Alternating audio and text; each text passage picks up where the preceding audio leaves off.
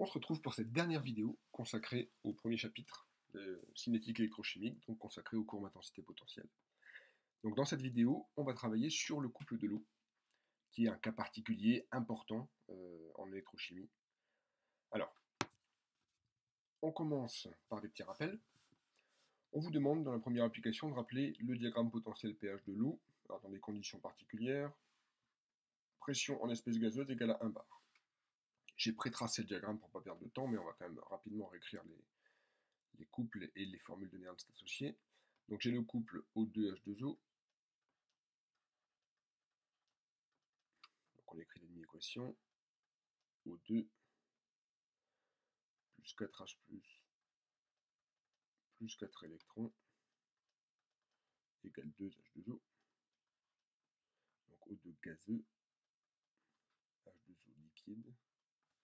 Et donc le potentiel de Nernst, on va l'appeler ça le couple 1. E1 égale E01 plus 0,06 sur 4 log de... Alors qu'est-ce que j'ai là-dedans? L'oxydant c'est O2, donc P de O2 sur P0 fois H plus puissance 4 et H2O étant le solvant, son activité c'est 1. Donc H plus puissance 4 avec le 4 qui est devant, ça va me faire du moins pH. Et P2O2 sur P0, puisqu'on travaille en espèces gazeuses qui ont une pression de 1 bar, ça fait 1, donc log de 1 égale 0. Et donc je me retrouve simplement avec E1 égale E01 moins 0,06 pH.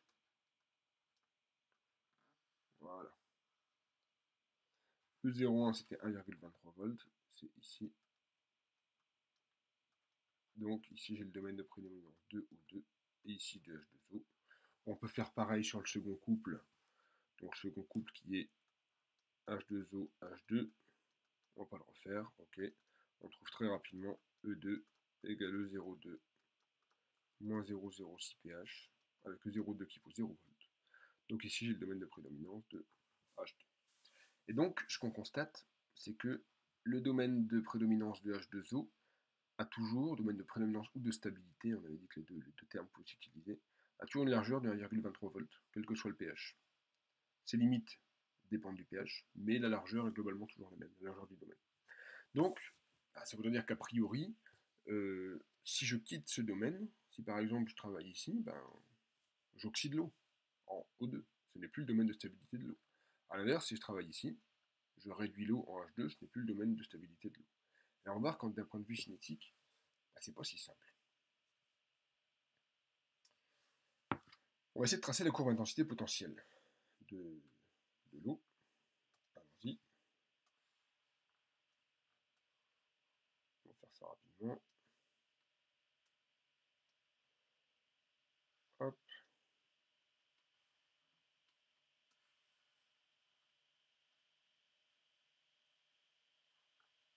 Et hop.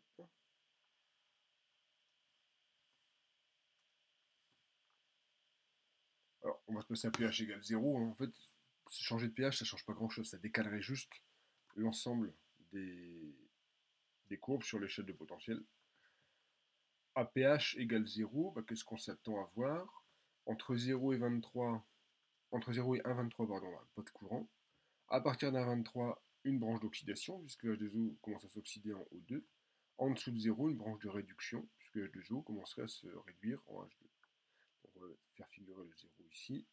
Donc E, on va préciser que c'est en volts. Et donc là, j'ai un 23. Et bien en pratique, on constate que si par exemple je me mets 1,3 volts, il ne se passe rien.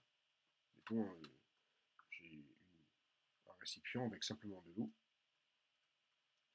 J'y mets une électrode de platine que je porte à 1,3 volts grâce à un système à 3 électrodes quand je ne représente pas ici. Il ne se passe rien à 1,3 volts. 1,5 volts, il ne se passe rien. En fait, il faut monter facilement à 1,7, 1,8 volts pour commencer à voir apparaître une oxydation de H2O en O2, donc finalement voir apparaître des bulles de dioxygène dans la solution. Donc ça veut dire qu'il y a une surtension anodique à vide qui est quand même importante.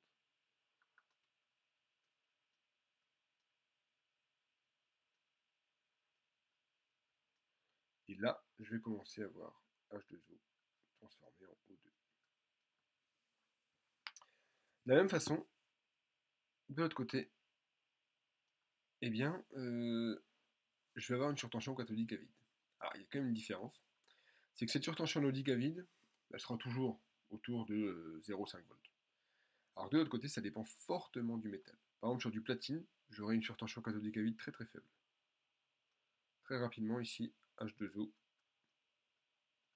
va se réduire en H2. Maintenant, si à la place du platine, donc là on va dire que c'est sur platine, si à la place du platine, je mets du zinc, ah ben là tout de suite, je vais avoir une surtension cathodique à vide beaucoup plus importante. Et donc cette réaction, cette cinétique de réaction H2O qui donne H2 sera beaucoup plus lente. Donc ici, j'ai ma surtension cathodique à vide. Donc tout ça pour dire quoi? Bah, surtout pour dire que le domaine d'inertie électrochimique de l'eau, il est déjà plus large que les 1,23 volts annoncés. Il fait au moins 1,7-1,8 volts à cause de la surtension anodique à vide qui est vraie sur quasiment n'importe quelle électrode. Et puis, il peut être encore beaucoup plus large selon l'électrode utilisée. Si on prend, donc on a dit du platine vraiment très pur, on est presque à 0 volts. Donc dès qu'on passe en dessous de 0, H2O va commencer à se réduire en H2. Et si je prends du zinc plus ou moins pur, ou d'autres types de métaux, on peut imaginer l'électrode de fer, de cuivre, même de mercure liquide, c'est possible de l'imaginer, l'électrode de mercure liquide. C'est ce qui est quand même dans une électrode de colonne saturée, il y a du mercure liquide. Donc on peut imaginer plein de types d'électrodes métalliques, et chacune va être associée à une valeur de la surtension cathodique à vide. Donc chacune va plus ou moins élargir le domaine d'inertie électrochimique de l'eau. Donc en fait, ici, entre cette valeur du potentiel et celle-ci, j'ai le domaine d'inertie électrochimique de l'eau. Donc on l'a dit bien plus large que les 1,23 volts.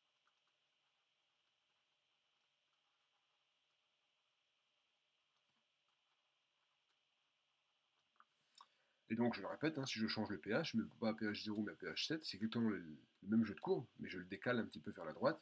À pH 7, je le décale de 0,06 x 7, donc de 0,42 volts.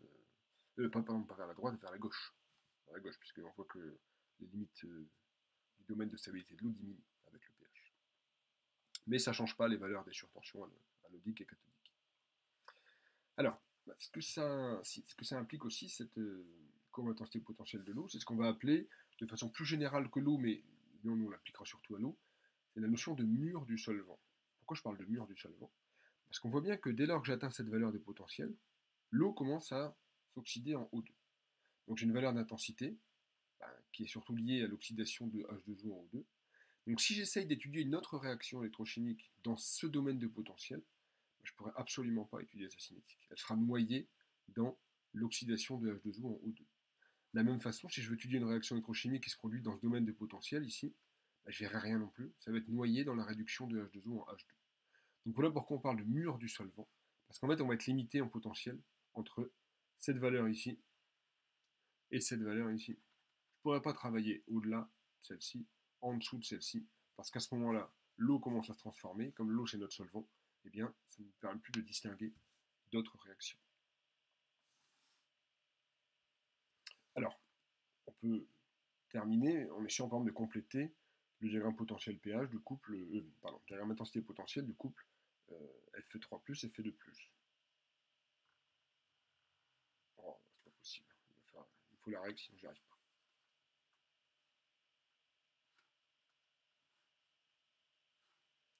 Hop.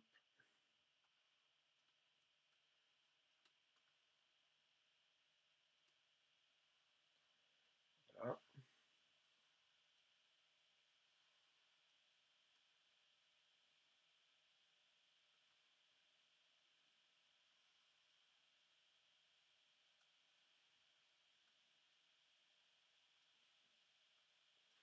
I, E. Le potentiel standard de Fe3+, Fe2+, c'est 0,77 volts. Donc le potentiel d'équilibre ne doit pas être loin, hein, s'il n'y a pas plusieurs ordres de grandeur d'écart entre les concentrations. Donc on va dire ici j'ai 0,77 volts. On avait dit Fe3+, Fe2+, c'est un couple rapide, mais qui présentent des paliers de diffusion, puisque les deux espèces sont sous forme ionique. Donc ça donnait ceci. Donc ici c'était l'oxydation, Fe2+ devient Fe3+, et ici la réduction, Fe3+ devient Fe2+. Si je poursuis ce diagramme, eh bien, je vais comprendre que dès lors que j'atteins le mur du solvant, j'ai de nouveau une forte vague d'oxydation. Dès lors que j'atteins le mur du solvant de l'autre côté, je vais avoir une nouvelle vague de réduction. Donc je peux compléter en mettant ici H2O devient O2, ici H2O devient H2. Donc ça c'est quelque chose que vous devez savoir faire. On vous donne un diagramme potentiel pH constitué de ce qu'on va appeler plusieurs vagues d'oxydation ou plusieurs vagues de réduction. Et il faut être capable d'expliquer pourquoi. Alors, ça peut être parce qu'il y a plusieurs couples en solution, ça peut arriver. Dans ce cas-là, quand je dis plusieurs couples en dehors de ceux de l'eau, il faut être capable de calculer le potentiel de Nernst de chaque couple et puis voir lequel est oxydé en premier, lequel est réduit en premier. Mais très souvent, quand on se rend compte qu'il y a une vague au-delà d'1,5 volt et une en dessous de 0 volt, eh bien, ça veut dire que c'est l'oxydation et la réduction de l'eau, tout simplement.